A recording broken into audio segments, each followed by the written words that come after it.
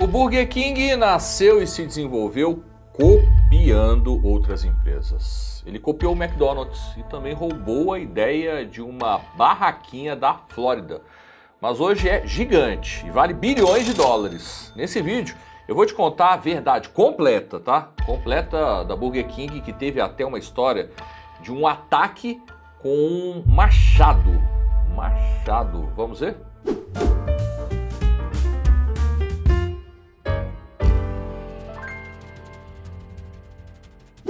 Eu sou Henrique Moll.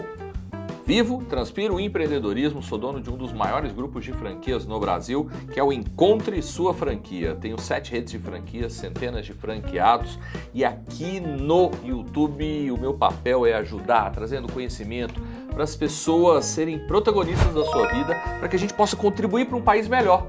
O protagonismo do empreendedorismo. Então, inscreve aqui no meu canal, inscreve, ativa o sino, porque de segunda a segunda sai vídeo novo por aqui.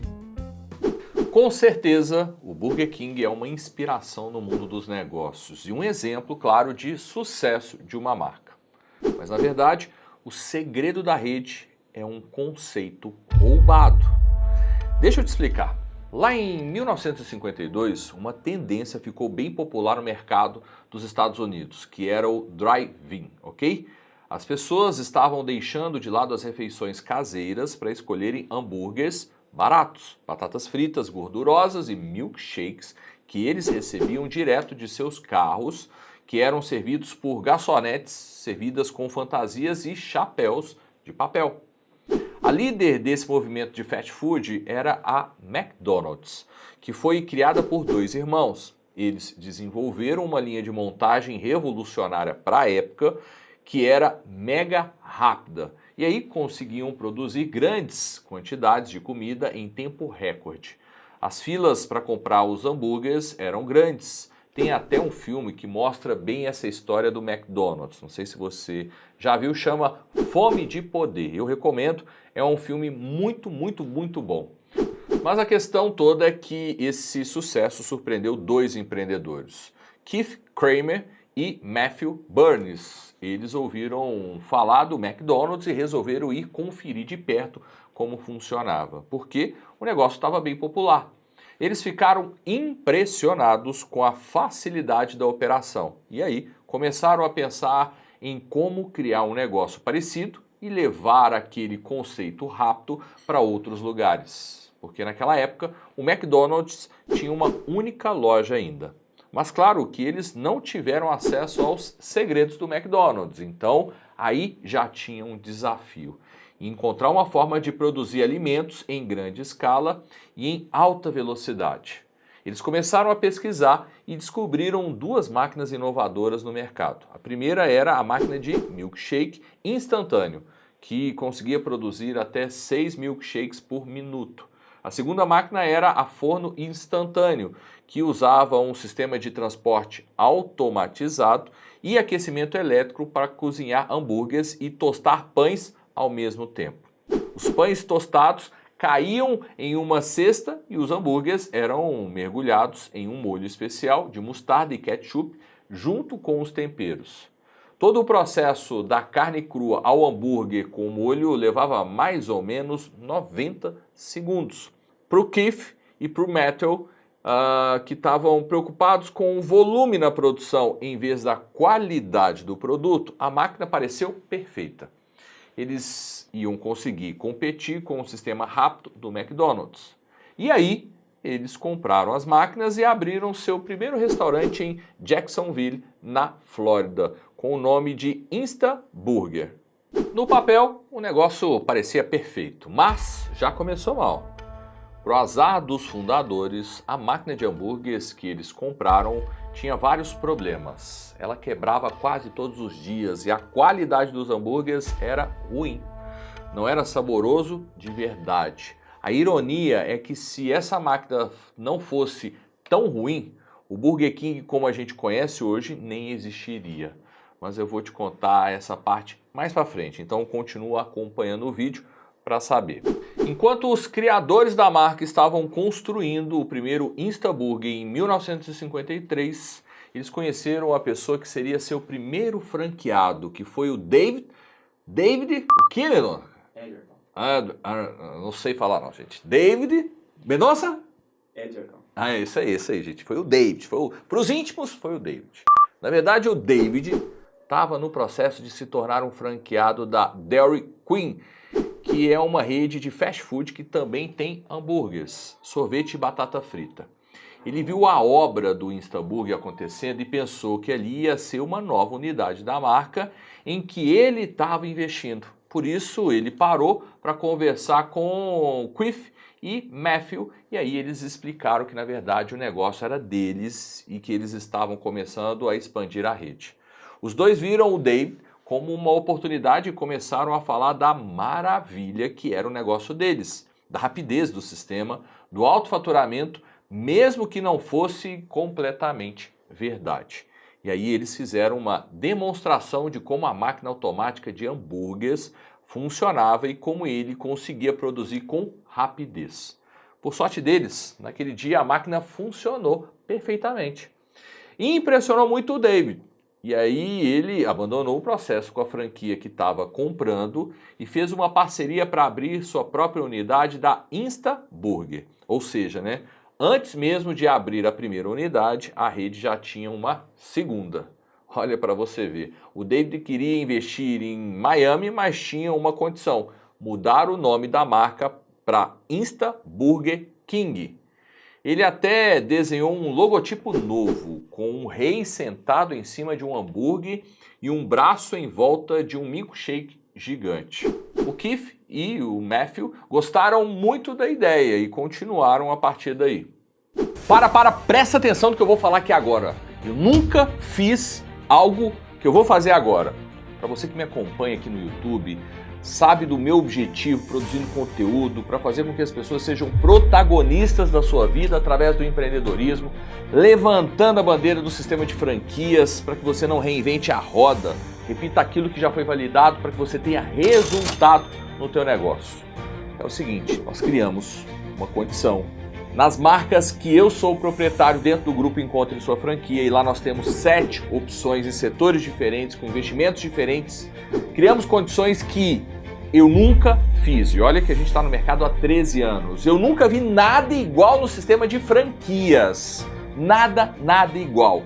Nós criamos uma condição de desconto agressivo na taxa de franquia, isenção de royalties, vai ter 3 meses de isenção dos royalties que você paga ao entrar na rede, vai ter uma mentoria comigo que eu vendo para o mercado pelo valor de R$20 mil, para a gente estar junto nessa jornada.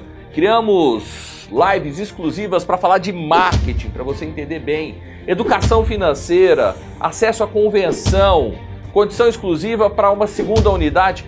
Gente, é coisas que a gente nunca fez, eu garanto para vocês.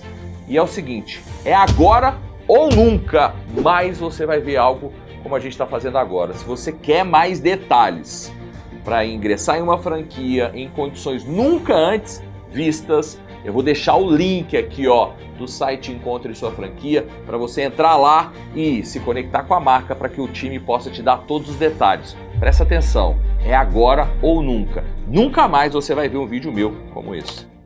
Quando o Instaburger King finalmente começou a operar, o futuro parecia brilhante. E em mais ou menos um ano, os fundadores começaram a buscar novos franqueados. Para isso, eles distribuíam folhetos que diziam que o Burger King era o maior avanço no setor de alimentação dos últimos 50 anos.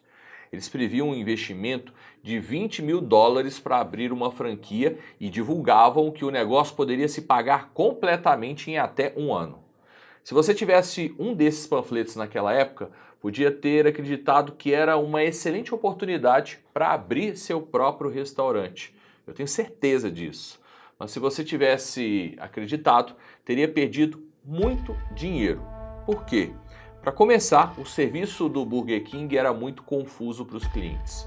Você fazia seu pedido no carro, em uma janela, mas tinha que pagar adiantado antes de receber a comida. Isso era bastante incomum na época. Você recebia um bilhete numerado para cada item que comprava e depois precisava levar esse bilhete para uma segunda janela separada para pegar seus itens. Muitas vezes você tinha que repetir todo o seu pedido para o atendente. Esse sistema era bastante frustrante para os clientes, porque eles já estavam acostumados a ter a comida entregue em seus carros e a pagar por ela depois de receber. Era confuso, mas os fundadores achavam que os clientes só precisavam de tempo para se acostumar. Eles não se acostumaram, então o problema continuou. Outro desafio, a máquina de hambúrgueres, ela não era confiável e muitas vezes quebrava no meio do dia. A loja funcionava com comida rápida e barata, mas se a máquina precisava de conserto, não tinha como o quê? Fazer comida rápida. E o preço também ficava inviável, porque os donos tinham cada vez mais custos. Com isso, enquanto os concorrentes estavam vendendo hambúrgueres por 15 centavos, eles estavam vendendo a 18 centavos. E mesmo assim, não estavam conseguindo o lucro que queriam. Nesse meio tempo, o restaurante do Dave, que foi o primeiro franqueado da rede, abriu as portas em Miami. Isso em 1954, só que da mesma forma que os fundadores da marca, ele também teve várias dificuldades com as máquinas. Mas ele estava convencido que a experiência que eles ofereciam era o futuro. Só que ele sabia que para fazer fortuna nesse mercado ia precisar de várias lojas. Então ele fez um acordo para cuidar de toda a área de Miami e resolveu abrir mais unidades do Instaburger. Corajoso, né? A primeira loja não estava dando certo e mesmo assim ele queria abrir mais. Ele tinha investido todo o dinheiro que tinha na primeira loja, então a situação estava difícil. Aí ele começou a procurar um sócio. Ele começou a entrar em contato com vários restaurantes conhecidos para oferecer sociedade nas novas lojas, mas todos recusaram porque ninguém queria investir em um negócio fracassado.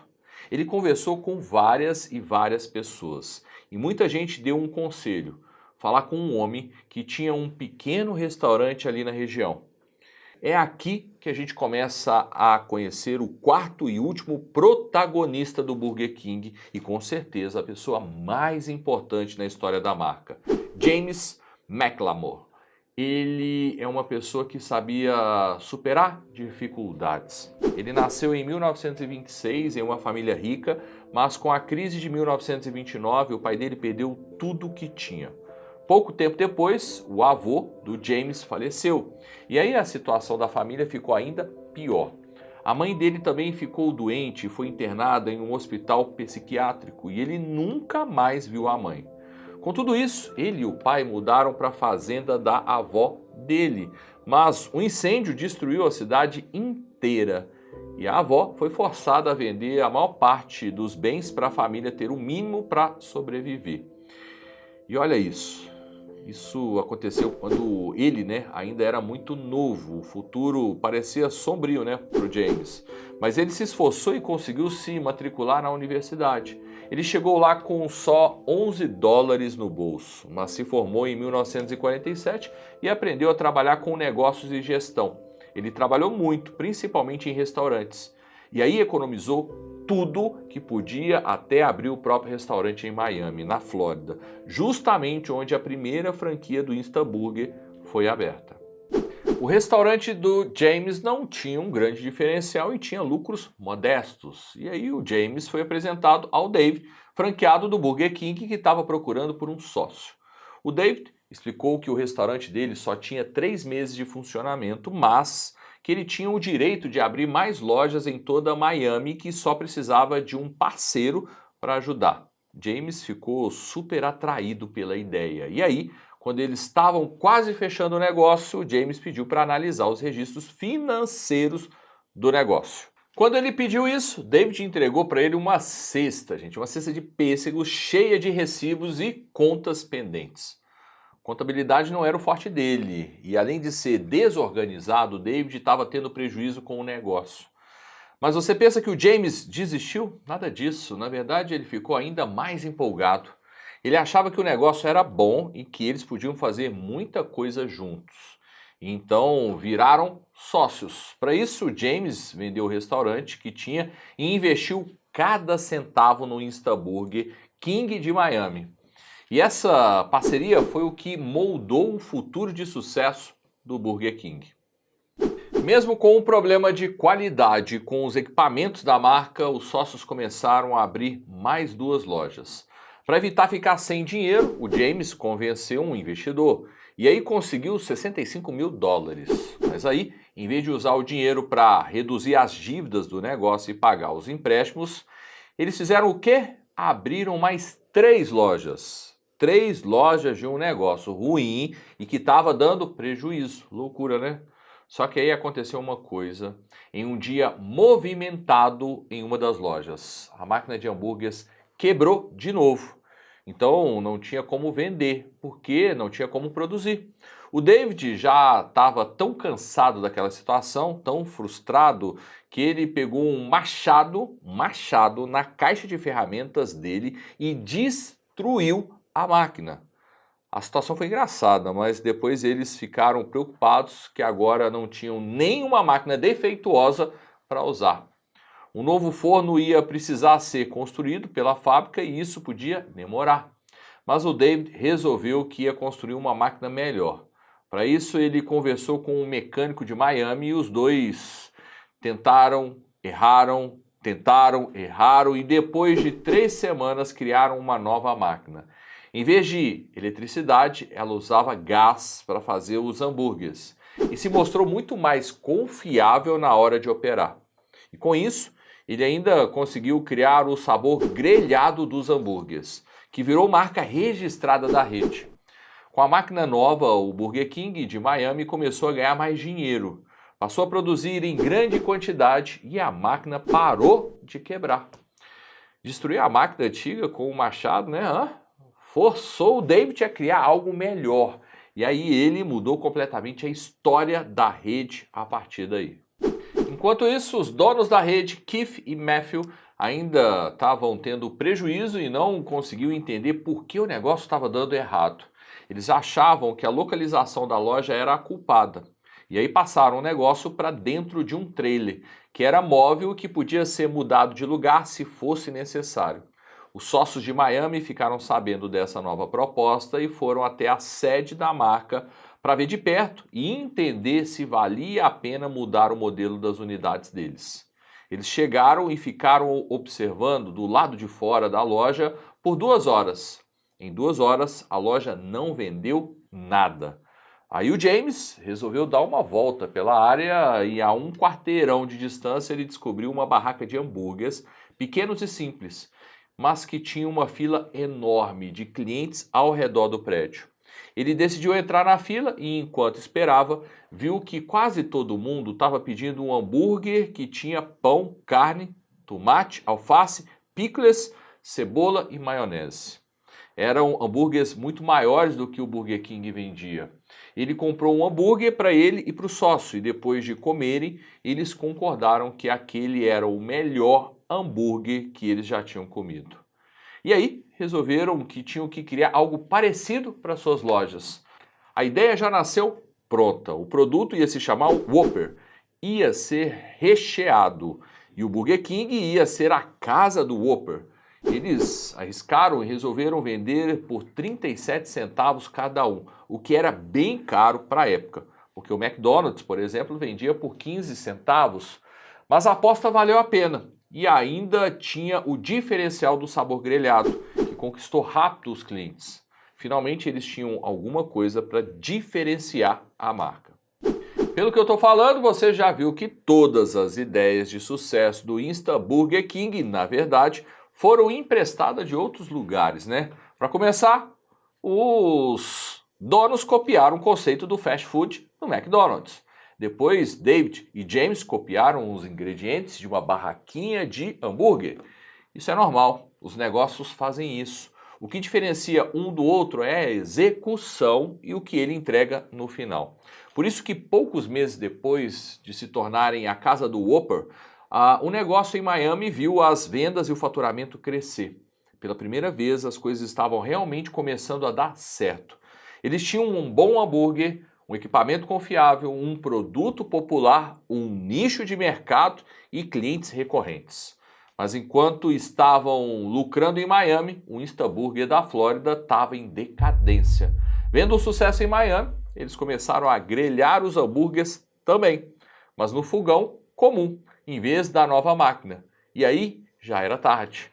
Os fundadores se afundaram em empréstimos e um homem chamado Ben Steen assumiu o controle do Insta Burger King. Ele sabia pouco sobre a indústria de fast food e não queria administrar o negócio, então ele ofereceu a rede para os franqueados de Miami e em troca queria só 15% da receita de todas as lojas, ou seja, David e James iam assumir o controle da empresa e o Ben ia receber uma porcentagem dos lucros.